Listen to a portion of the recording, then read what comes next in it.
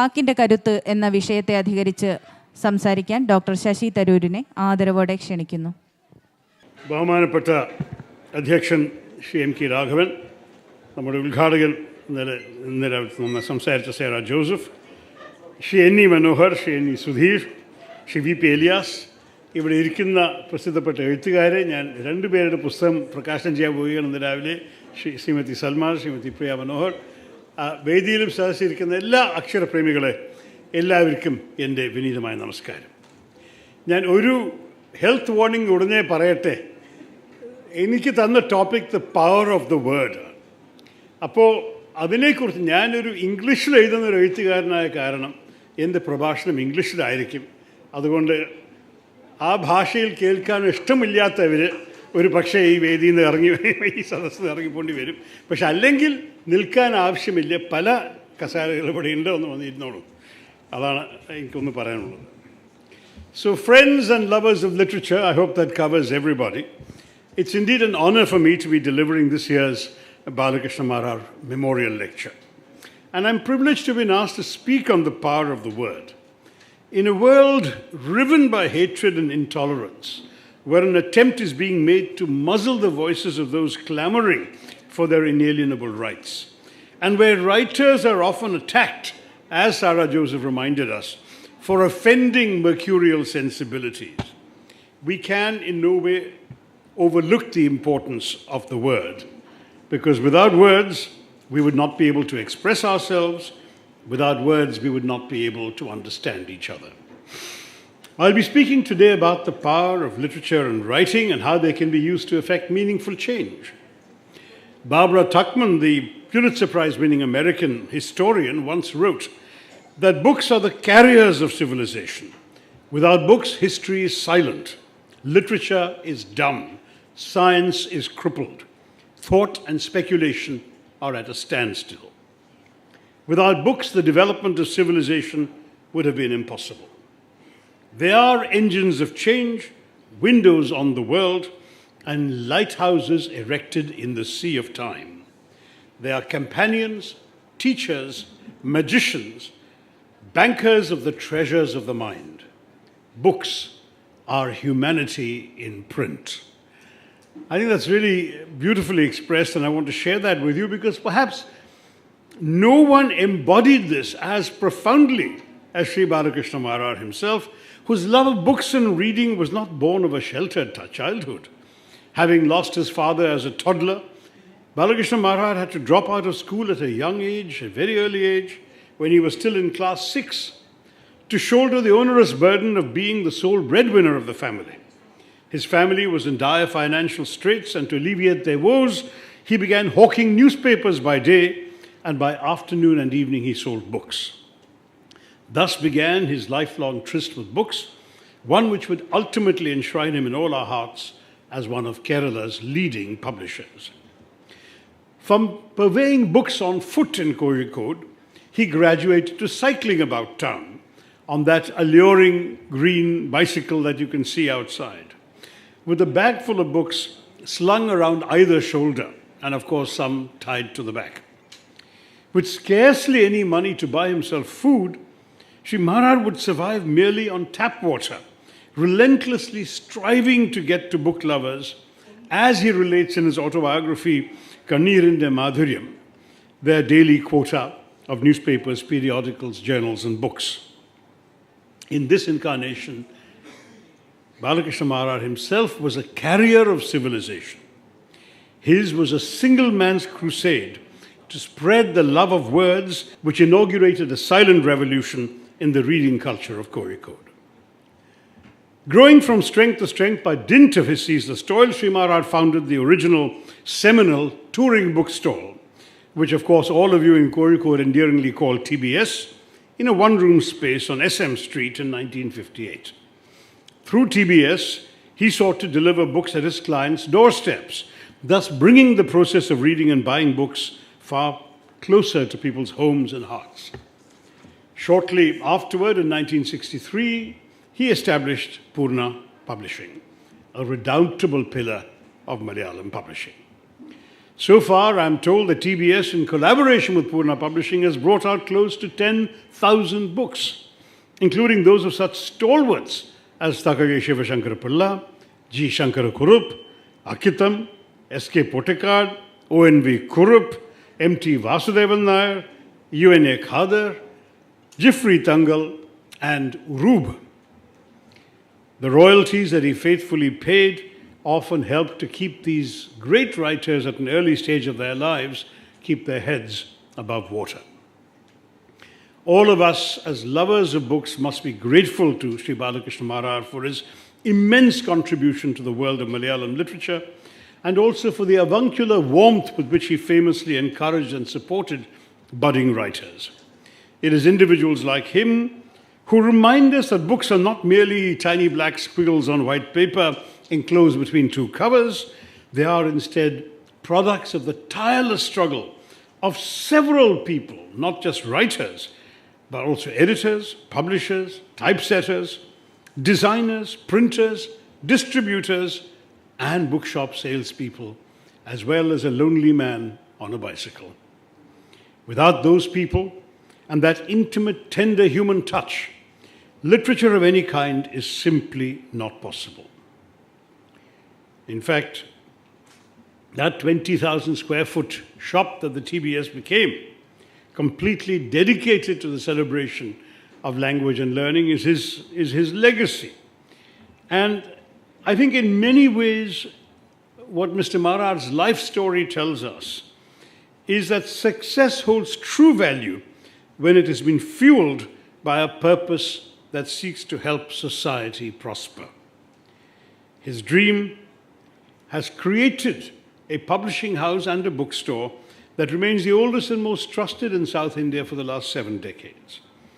And his autobiography fittingly won the prestigious Abu Dhabi Shakti Award for autobiography in 2006.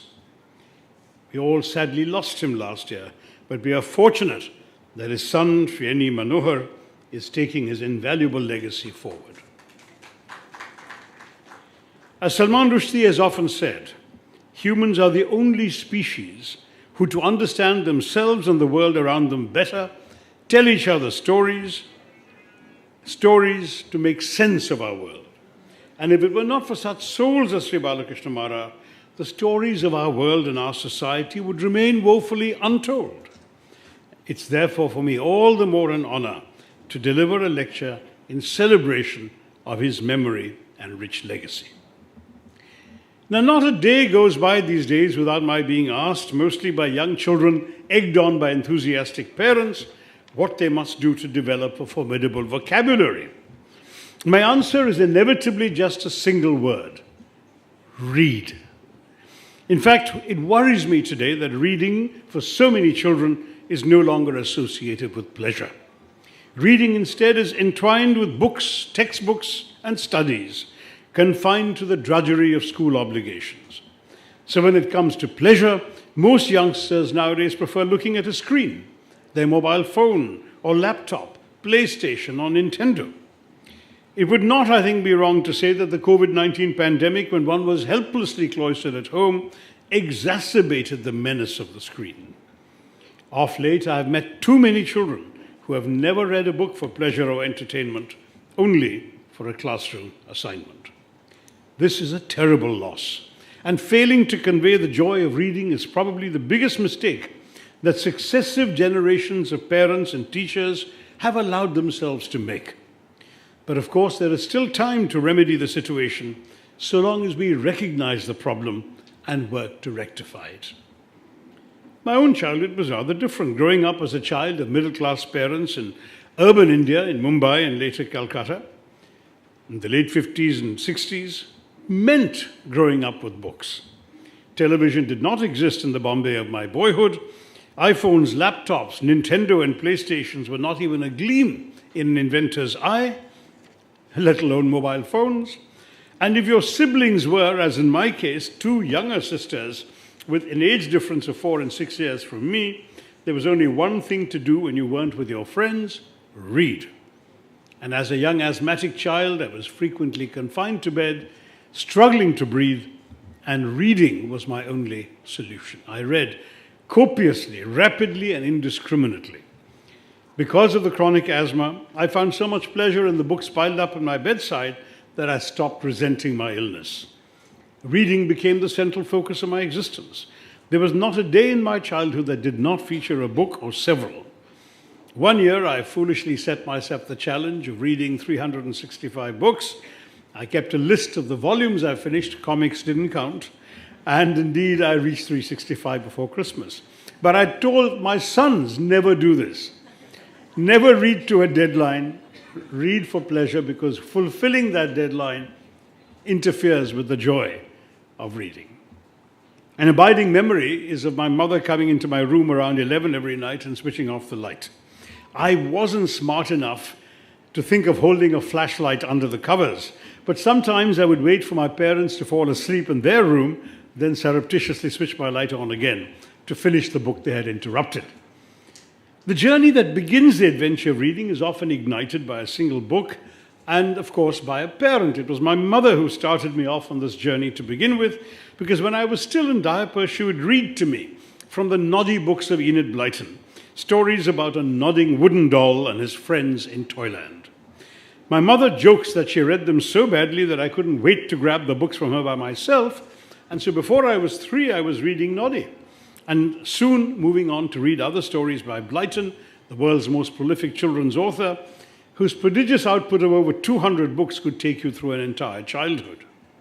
It was only the beginning, though. The classroom, with its British-inspired curriculum, was a rich source of inspiration. At the age of 9, I was already getting Lamb's Tales from Shakespeare. At 10, Charles Dickens' Oliver Twist, both unabridged.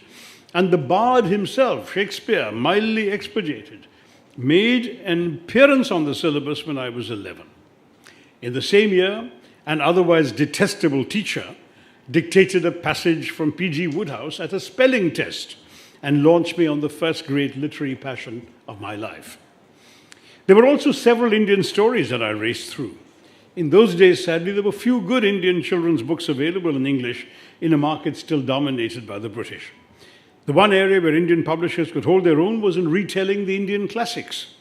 I remember several versions of the traditional tales I'd heard from my grandmother, episodes from the Ramayana, the Mahabharata, which later inspired my first novel, and the fables of the ancient Jatakas and the Panchatantra. The other Indian stories I remember enjoying as a child were clever short stories about Birbal and Tenali Raman, two wise and witty men from opposite corners of the country who resolved problems in what were essentially extended anecdotes. So mine was all in all an eclectic childhood. I suppose it's a uniquely Indian experience to embrace both Blyton and Birbal, Jeeves and the Jatakas, Tintin and Tenali Raman in your reading. What persists, and I have no doubt forever will, is a vivid sense of books devoured as sources of entertainment, of education, of escape, and of experience, albeit vicarious experience. These are the very same emotions that we as parents, educators, and mentors must create for our own children. Books are like the toddy tapper's hatchet, cutting through the rough husks that enshroud our minds to tap into the exhilaration that ferments within. We owe it to our children to help them open their minds to these possibilities by making reading fun again. Perhaps we can start even with inappropriate reading, as some people consider it, comics. Just letting the children get into the habit of picking up something that is not a screen and reading it. Comics can have interesting themes, be alluring to look at and stimulating of thought. It's the child's curiosity that we must aim to pique, and in so doing pave the way forward for them to begin their own adventure of reading. That is the power of the word. What more should I say about it? Writers, after all, are supposed to write. We should leave the pontificating to the critics. But once in a while, even writers are forced to think about their craft, to interrogate themselves. Sarah Joseph did so just a few days ago in a lovely speech at Maharaja's College in Ernakulam. I was obliged to do so some years ago when I found myself the subject of a long interview which included the somewhat startling question, do you think your text belongs to you? I suppose it was inevitable that sooner or later a professor of literature would ask me this postmodernist question. It came from a Dr. Ranjan Ghosh of the University of Burdwan near Kolkata, and faced with his earnest and impressively theoretical approach to my work, I had to explain that I not only have never taken a writing course, I didn't even study literature at university. I thought that would be like learning about girls at a medical school. Indeed, my favorite craft, my favorite story of the craft of teaching writing, I know Malayali audiences are usually very humorless, you better laugh at this one, is that of the British instructor who told his writing students that to ensure commercial success, a story needs to contain religion, aristocracy, remember it's Britain, religion, aristocracy, sex, and mystery, and be brief. The briefest submission duly came in one sentence long. "My God," exclaimed the Duchess of Argyll, "I'm pregnant. Who did it?" Religion, aristocracy, sex, and mystery, all in the right order and stunningly brief. The instruction couldn't be bettered. The teacher gave up. Now, just as well, for writing to me is a wholly instinctual activity. It is about expressing your most intimate feelings and thoughts, and it is as much you as the way you breathe. Nor would I want anyone else to tell me how to write. In my writing, I've always seen the telling of the tale as being as important to me as its author, as the tale itself. My text belongs to me in the sense that the words I have chosen to employ are the only ones that are authentic to what I have tried to convey. The same story, the same concerns can obviously be told or expressed by different writers in different ways. My way is the way in which my text has chosen to tell itself through me, and in that form, it belongs solely to me. I'm glad to see Sarah nodding in agreement. But I've often felt as a writer that I'm giving expression to something beyond myself, something that emerges from a different realm that I perhaps unconsciously tap into in the act of writing. To that degree, the text is both mine and beyond me, an artifact that emerges like a stream from the ocean of stories, the Katha Sarita, the Katha Sarita Samudram, that I've been, Sagara, that I have been privileged to channel in my readers. For that, channel to my readers. For that reason, I'm prepared to accept the notion that my text may contain hidden meanings of which I myself was not conscious in the act of writing. This is certainly true of painters, who may find something emerging from the brushstrokes that they have applied on a canvas that was not wholly present in their mind when they were wielding the brush. Though text seems more limiting than paint, the principle is essentially the same for all art. Of course, the critic who reads meanings in the author did not consciously intend is guilty of a form of subversion, and the author is entitled to argue back that his text does not support the critic's analysis. There, the onus is on the critic to make his case, and for the fair-minded reader to draw her own conclusions. My 25 books have all in different ways been about my personal exploration of India, of the forces that have made it and nearly unmade it, of the historical and philosophical traditions that have shaped the Indian identity. While this is explicit in my 21 books of non-fiction, my 4 books of fiction, to which Mr. Sudhir has alluded today, have also sought to explore the Indian condition, particularly by looking at the kinds of stories that Indians tell about themselves, whether the stories of our epics and of our nationalist struggle, as in the great Indian novel, or the stories of our popular cinema, as in show business, or the stories of the identities and histories we construct for ourselves, as in Riot. In all 3 novels, though each is very different from the other 2, it is true to say that the architecture of the book speaks of an India of multiple stories, multiple perspectives, multiple tellers, and multiple truths. So if I were to come back to the great Indian novel, 3 or 4 people today have talked about it to me before I got on stage. I had rather overtly staked a claim for the tasks of my kind of fiction, to affirm and enhance an Indian cultural identity, to broaden understanding of the Indian cultural and historical heritage, and to reclaim for Indians the story of India's national experience and its own reassertion of itself, including the triumphs and disappointments of independence. My story in the great Indian novel was about the kinds of stories that Indians have been telling themselves, both the Mahabharata and the story of the nationalist movement. And in it, I set out to explore what has made India, what is the nature of truth in life as in fiction, in tradition as in history. My second novel, Show Business, also deals with the stories Indian society tells itself, except that instead of the older myths, I have seized on the contemporary myths invented by modern Hindi cinema. One is always looking for new creative metaphors to explore the Indian condition. And in a country of widespread illiteracy, especially when I wrote the book, a majority of Indians were still illiterate in 1991, a country where popular film represents the primary vehicle for the transmission of the fictional experience, then cinema is a particularly useful vehicle for this exploration. Can one use the power of the word to explore the power of the image? In addition, there are some interesting issues that emerge from the subject itself. The social and political relevance of popular cinema in India, for instance, has been dealt with surprisingly little in Indian fiction in English. And the whole process of the manufacture of our modern myths on celluloid is one that I found fascinating as a creative issue in itself. My concern was both with the question, what do these stories reveal about ourselves? And with a distinct second set of questions, how are these stories told? What do they mean to those who make them and those who view them? How do these stories relate to their lives?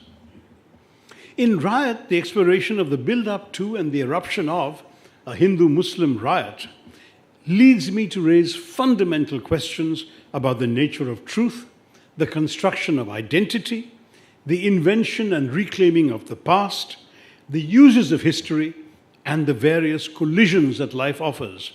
Collisions between cultures, between attitudes to life, between ideologies, between religious communities, and between men and women. Unlike the other two, this is not a satirical novel, and so it involved an important departure for me as a writer.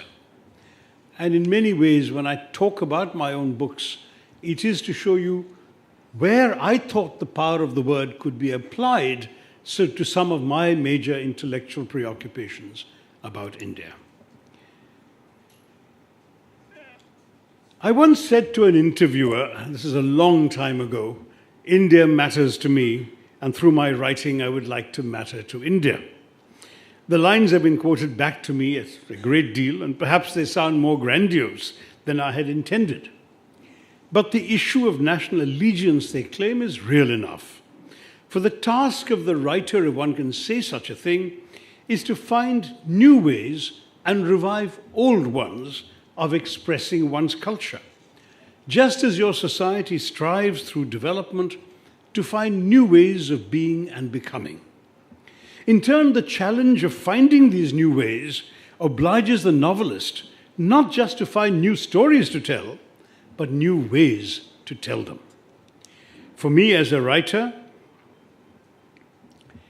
the way I tell the story is as important to me as the story itself.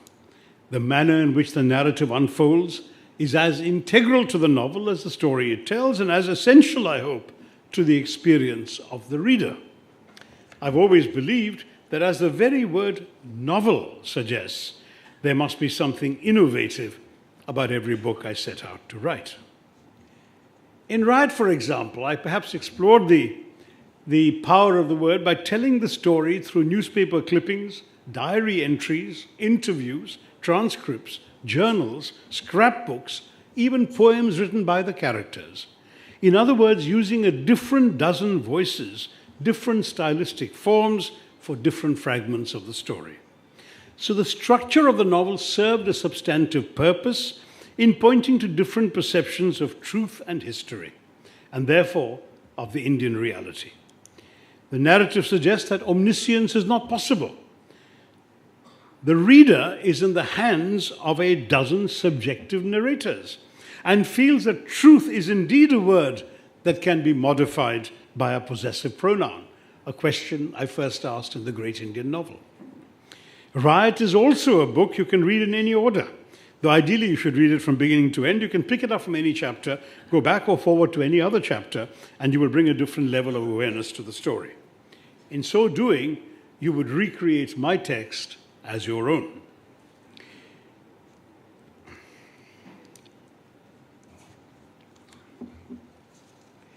Some Indian critics still suggest that there is something artificial and un-Indian about an Indian writing in English. One critic disparagingly declared that the acid test ought to be, could this have been written only by an Indian? And in his view, the Indian writing in English for the most part fails that test. Now, I have never been much of a literary theoretician, as I already said at the beginning, but for most, though not all of my own writing, I would answer that my works could not only have only been written by an Indian, but only by an Indian in English. I write for anyone who will read me, but first of all for Indians like myself. Indians who have grown up speaking, writing, playing, wooing, and quarreling in English all over India. No writer really chooses a language. The circumstances of his upbringing ensure that the language chooses him. Members of this class have entered the groves of academy and condemned themselves in terms of bitter self-reproach. One Indian scholar, Professor Harish Trivedi, has asserted in English that Indian writers in that language are cut off from the experiential mainstream and from that common cultural matrix shared with writers of all other Indian languages, unquote.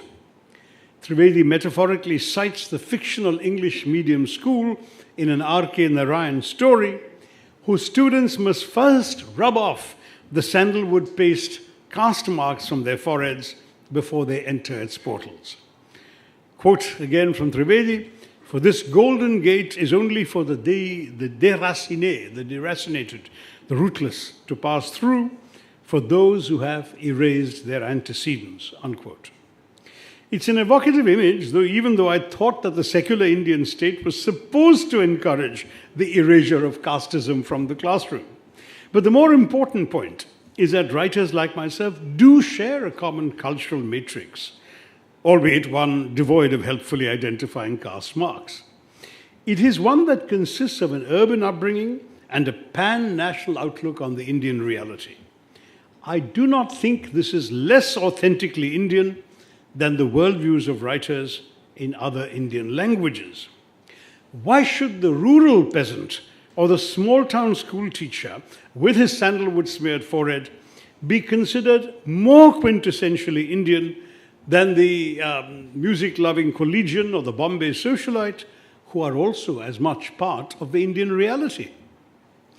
India is a vast and complex country. In Walt Whitman's famous phrase, it contains multitudes. I write of an India of multiple truths and multiple realities, an India that is greater than the sum of its parts. English expresses that diversity better than any Indian language I know, precisely because it is not rooted in any one region of my vast country. At the same time, as an Indian, I remain conscious of and connected to my pre-urban and non-Anglophone antecedents. My novels reflect an intellectual heritage that embraces, as I mentioned, the Mahabharata, our own Autumn Dullal, of which my father was a gifted practitioner, and the Hindi B-movies of Bollywood, along with Shakespeare, Woodhouse, and the Beatles. Why not? As a first-generation urbanite myself, I kept returning throughout my years, in my childhood in particular, to the Kerala villages of my parents in Palakkad. And in my life, as in my writing, I kept returning to Kerala. Yes, I have grown up in Bombay, Calcutta, and Delhi, and each of those Indian cities is 1,000 miles apart from each other. The mother of my children is half Kashmiri, half Bengali. My own mother used to live for many years in the southern town, the Tamil town of Coimbatore. And this may be a wider cultural matrix than the good Dr. Trivedi imagined, but it draws from a rather broad range of Indian experience. And English is the language that brings these various threads of my India together. The language in which my former wife could speak to my mother-in-law, to her mother-in-law, the language that enabled a Calcuttan to function in Coimbatore, a language that serves to express the complexity of the polyphonous Indian experience better than any other language that I know. Inevitably, the English language fundamentally affects the content of each of my books, but it does not determine the audience of the writer, because as long as translations exist, language is a vehicle and not a destination. Of course, there is no shame in acknowledging that English is a legacy of the colonial connection, but one that is no less useful and valid than the railways, the telegraphs, or the law courts that were also left behind by the British. Historically, English helped us to find our Indian voice. That great nationalist, Jawaharlal Nehru, wrote his discovery of India in English. But the eclipse of that dreadful phrase, the Indo-Anglian novel, has occurred precisely because Indian writers have evolved well beyond the British connection to their native land. The days when Indians wrote novels in English, either to flatter or to rail against their colonial masters, are well behind us. Now we have Indians in India writing as naturally about themselves in English as Australians or South Africans do, and their tribe has been supplemented by India's rich diaspora in the United States, which has already produced an impressive crop of novelists with Pulitzer Prizes and National Book Awards to their names. Their addresses don't matter because writers really live inside their own heads and on the page, and geography is merely a circumstance. They write secure of themselves and their heritage of diversity, and they write free of the anxiety of audience, for theirs are narratives that appeal as easily to foreigners as to Indians, and indeed to readers irrespective of their ethnicity. Surely that's the whole point about literature, that for a body of fiction to constitute a literature, it must rise above its origins, its setting, even its language, to render accessible to a reader anywhere some insight into the human condition. Read my books and those of other Indian writers, not because we are Indian, not necessarily because you're interested in us or in the country, but because these books are worth reading in and of themselves. And so, each time you pick up one of my books, ask not for whom I write for you. So to go back to the question that professor asked me, does my text belong to me? As Sudhir has already quoted me saying, but for latecomers perhaps it might be interesting, I write, as George Bernard Shaw said, for the same reason that a cow gives milk.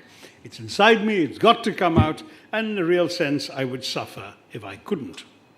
It's the way I express my reaction to the world I live in, to the world I see around me, and the world I try to imagine. It would be as futile to claim ownership of it as for a cow to assert that she owns the milk she has provided. No, dear reader, the text no longer belongs to me. It belongs to you. Thank you very much.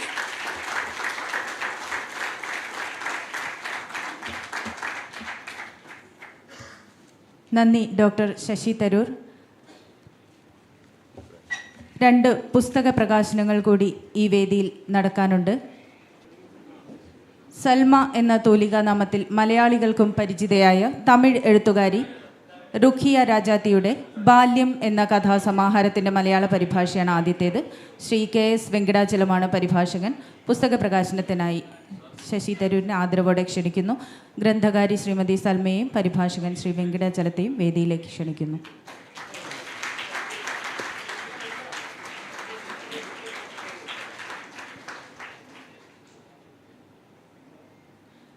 സ്ഥലകാലങ്ങളുടെ വൈവിധ്യത്തിൽ ചിതറിപ്പോകുന്ന ഭാവങ്ങളുടെയും ഭാവനകളുടെയും നിശബ്ദമായ ധ്വനിസാന്ദ്രത അവതരിപ്പിക്കുന്ന പൂർണ്ണ academia സാരഥി ശ്രീമതി പ്രിയ മനോഹറിൻ്റെ quiet echoes എന്ന കാവ്യസമാഹാരം പ്രകാശനം ചെയ്യാനായി doctor Sasi തരൂരിനെ ആദരവോടെ ക്ഷണിക്കുന്നു.